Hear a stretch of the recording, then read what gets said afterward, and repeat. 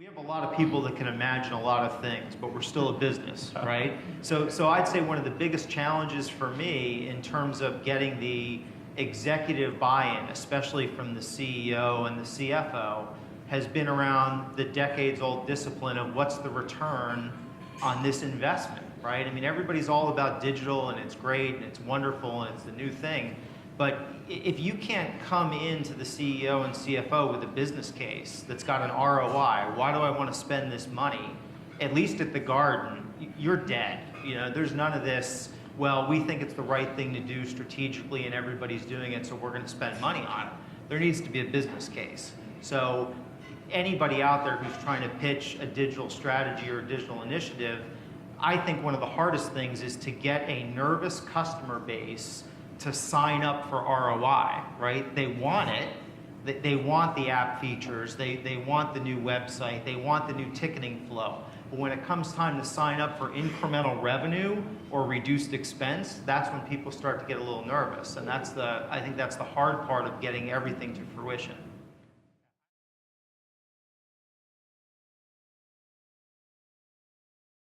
I'm trying to always help my customers kind of distinguish between operational KPIs, you know, where you have an ROI within a relatively short time, and the more what I call innovation KPIs, because the point that Bill made earlier about experimentation, especially in this phase, is particularly important. So if you want to experiment and try a couple of different things, or maybe more than a couple, in the process of addressing these one or two problems that you've identified as being focus areas, you cannot be measuring with kind of like these 6 month or so ROI business cases that businesses are typically putting in place, and for the right reasons, right? You need to have a little bit more flexibility. So decoupling these operational KPIs from innovation KPIs is an important step.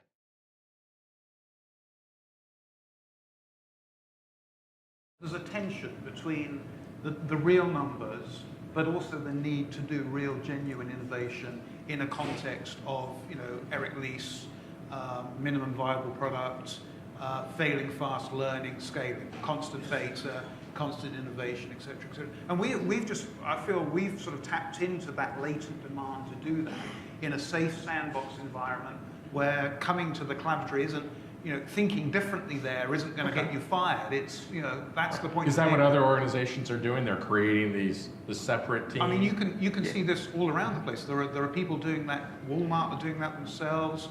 P&G are doing that themselves, and then there's a lot of people doing it through third parties like us. Yeah, I think we're beyond the hype phase on this. I really do. I think 2014 to me was a huge tipping point in the market. We're beyond the hype of people kind of doing it. I think Scott brings up a great point, though, about having an ROI. But in many cases, especially at the G500 to G1000 level, they're board-level directives.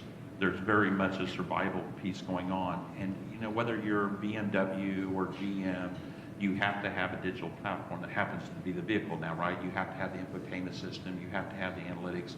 You have to have the sensors. That whole platform is a key part to their survival of the companies. If I'm a large manufacturer, though, I have to have it as well. So what we've seen with a lot of companies, especially to get IT to move faster, is really this, as Gartner said some time ago, this bimodal IT. So we're seeing a big acceleration of DevOps. We're seeing a big acceleration of organizing IT in such a way where I can do the base stuff and keep my SAP, my financials running, but I'm taking a big chunk of my organization. I'm going to focus on new digital initiatives. I'm going to fail fast, as he said, Bill.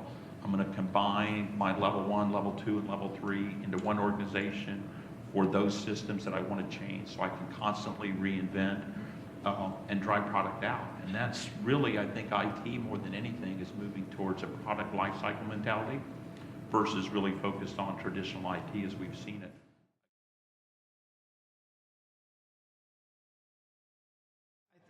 What I've noticed, especially in the last year with the Garden, any company has a way we do things, right? That famous statement, this is how we do things. And when you're coming in, especially with new people, with new ideas on how they should rethink how they do things, that's not always welcomed, right? and you're going to get met with, here's the 15 reasons we don't want to move forward with this. You know, here's the reasons this isn't going to work. And it becomes a bit of a slog to get through all that. And there's certainly ways you can ease that. I think, you know, top-down messaging from the CEO and the C-suite that we know this is difficult, we know this is different than how we do things, but we need to do this, we will do this, here's how we're going to do it, and here's why it's beneficial. That still doesn't prevent the trenches from resisting. They're going to resist.